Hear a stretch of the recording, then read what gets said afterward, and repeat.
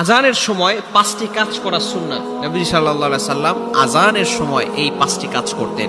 এটা ইবনে কাইয়িম রাহমাতুল্লাহি আলাইহি উনি ওনার জাদ আল মাআদ গ্রন্থে উল্লেখ করেছেন। আজানের সময় অবশ্যই আমরা এই 5টি কাজ করার ট্রাই করব। নাম্বার 1, এক নাম্বার হচ্ছে যখনই আজান দিবে যেই শব্দ দিয়ে মুয়াজ্জিন আজান দেয় আমরাও সেই শব্দগুলো পাঠ করব।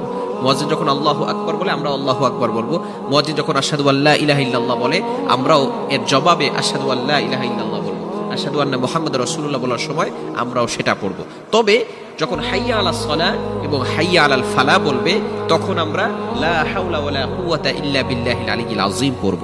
এটা হচ্ছে নাম্বার 1। এক নাম্বার সুন্নাহ হচ্ছে আজানের জবাব দেওয়া। অবশ্যই যে ব্যক্তি আজানের জবাব দিবে in the day of judgement, কিয়ামতের ময়দানে এই আজানের জবাব দেওয়াতে মুয়াজ্জিন যে সওয়াবটুকু পাবে, যে ব্যক্তি জবাব দিয়েছে সেও সেই পরিমাণ সওয়াব পাবে বলেন সুবহানাল্লাহ। এবং in the day of judgement কিয়ামতের ময়দানে আল্লাহ পাক রব্বুল আলামিন তাদেরকে পুরস্কৃত করবেন। এক নম্বর হচ্ছে আজানের জবাব দেওয়া। নাম্বার 2, দ্বিতীয় নাম্বার হচ্ছে আজান শেষ হওয়ার সাথে সাথে কালিমায়ে শাহাদাত পাঠ করা। আশহাদু আল্লা ইলাহা ইল্লাল্লাহু ওয়াহদাহু লা শারীকা লাহু ওয়া আশহাদু আন্না মুহাম্মাদান আবদুহু ওয়া রাসূলুহু। এই কালিমায়ে শাহাদাত পাঠ করা হচ্ছে সুন্নাহ। তৃতীয় নাম্বার হচ্ছে আজানের পরে দুরূদ পড়া, এটা হচ্ছে সুন্নাহ। নবীজির উপরে সবসময় আমরা দুরূদ পড়ার চেষ্টা করব, কেননা যে ব্যক্তি নবীজির উপরে বারবার দুরূদ পাঠ করে আল্লাহ পাক রব্বুল আলামিন তাকে সকল প্রকার বিপদ আপদ থেকে হেফাজত করে দেন।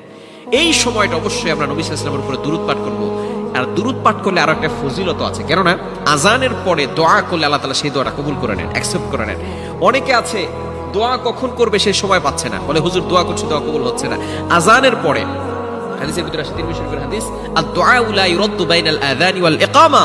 আযান এবং ইকামতের মাঝখানে যে দোয়া করা হয় সেই দোয়া আল্লাহ তাআলা ফিরিয়ে দেয় না। এজন্য অবশ্যই আযানের পরে ইকামতের আগে আমরা দোয়া করব, নিজের জন্য দোয়া করব, পরিবারের জন্য দোয়া করব, পিতামাতার জন্য দোয়া করব, উস্তাদদের জন্য দোয়া করব, সংসারের জন্য দোয়া করব, বিপদ আপদ থেকে বাঁচার জন্য আল্লাহর কাছে দোয়া করব, সকলের জন্য দোয়া করব। তাহলে আল্লাহ পাক রব্বুল আলামিন অন্যের জন্য দোয়া করলে সেই দোয়াটা তাড়াতাড়ি অ্যাকসেপ্ট করেন, কবুল করেন। আমরা শুধু নিজের জন্য দোয়া চাই, আল্লাহ আমাকে এটা দাও, আমাকে ওটা দাও, আমাকে সেটা দাও, কিন্তু অন্যের জন্য দোয়া করলে যে আল্লাহ তাআলা সেই দোয়াটা তাড়াতাড়ি অ্যাকসেপ্ট করে নেন এটা আমরা অনেকে জানি না। এজন্য অবশ্যই আজানের পর আমরা দোয়া করব। যার যে বিপদ আছে বিপদ থেকে বাঁচার জন্য আল্লাহর কাছে দোয়া করব। অনেকে বিপদে পড়ে আছে, পেরেশানিতে অবস্থায় আছে, মেয়ের বিয়ে হচ্ছে না, সন্তান কথা শোনে না, কঠিন বিপদে আছে, ঘরের ভিতরে খাবার নাই, অভাবে পড়ে আছে। যতই বিপদ থাকুক না কেন সকল বিপদ আপদ থেকে মুক্তির জন্য একজন আছেন, তিনি কে? যিনি আমাদেরকে সকল বিপদ আপদ থেকে হেফাজত করতে পারেন।